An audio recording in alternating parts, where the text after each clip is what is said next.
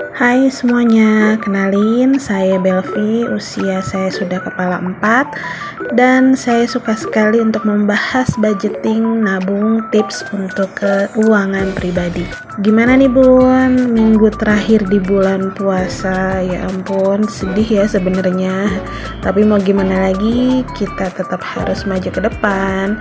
Dan untuk yang sedang mempersiapkan mudik, hati-hati di jalan dan salam hormat untuk keluarganya semua ya.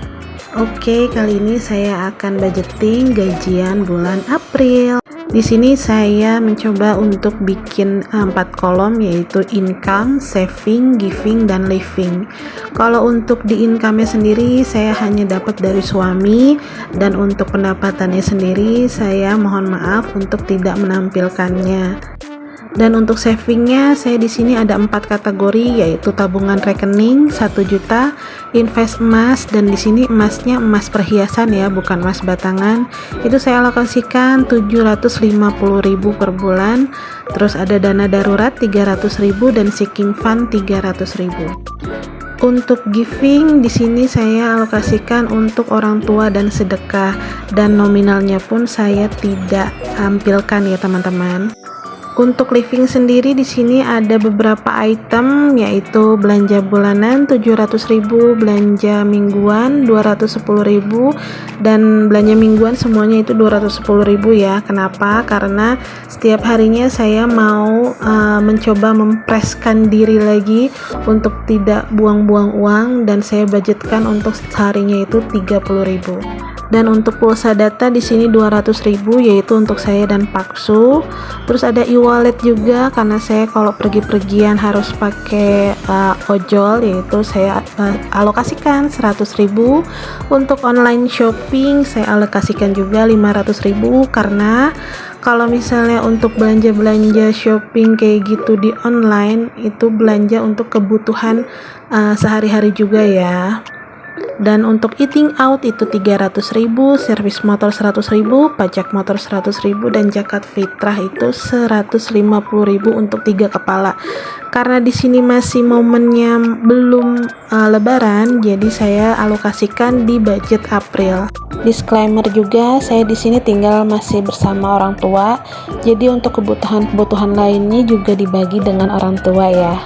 Pernah ada yang bilang nggak, pamer penghasilan mulu, giliran ada orang yang mau minjem duit bilangnya nggak ada. Lucu ya Bun, orang-orang kayak gitu. Ya paling kalau mau dijawab ya bilang aja, maaf saya kerja keras bukan untuk jadi koperasi simpan pinjam, masa saya yang capek Anda yang menikmati, betul nggak Bun? Oke, kali ini saya akan alokasikan duitnya ke dalam dompet pintar atau dompet disiplin. Sesuai dengan kategorinya, kalau untuk ini dia untuk belanja bulanan aja dan belanja mingguan. Oh iya, di situ saya tukar uang 50.000-nya dengan 10.000-an untuk belanja mingguan, karena kan 210.000 tuh. Nah, nggak ada kembalian, nggak ada tukerannya, jadi tukeran dulu sama yang dana sebelumnya. Sebenarnya untuk melakukan budgeting itu setiap bulan ya, tapi baru direkamnya baru-baru sekarang ini aja, karena melihat teman-teman yang ada di YouTube keren-keren untuk pembukuannya, kayaknya oke juga nih untuk diupload. Tapi maaf, peralatan untuk budgetingnya masih ala kadarnya. Terus udah gitu belum punya pensil yang warna-warni atau pulpen warna-warni. Mohon dimaklum ya teman-teman. Mudah-mudahan nanti saya berkembang untuk bikin videonya lebih baik lagi. Mohon doanya dan kritik dan sarannya tolong dong Bonsai dibantu di kolom komentar. Nah, sekarang dari dompet pintar atau dompet disiplin jadi pindah ke binder disiplin atau binder pintar juga. Sebenarnya dulu ini belinya iseng-iseng aja, nggak tahu ternyata terpakai juga dan sangat bermanfaat sekali bagi saya. Karena kenapa? Bisa untuk merem pengeluaran saya. Itu wajib banget deh ibu-ibu punya ya kayak ginian. Karena kenapa? Karena biar nggak boncos pengeluaran di dapurnya. Jujur dengan budgeting ini jadinya kita ketagihan loh bun, kayak berasa kalau misalnya ada uang lebih dari mamang sayur tuh kayaknya seneng banget bakalan bisa dibikin seeking funds. Cobain deh bun. Setelah ini juga saya akan coba bikin budget mingguannya ya.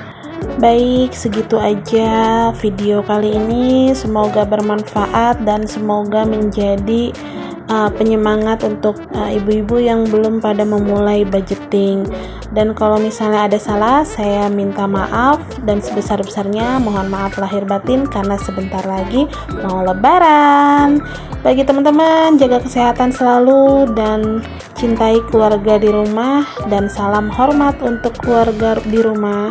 Assalamualaikum warahmatullahi wabarakatuh. Bye bye semuanya.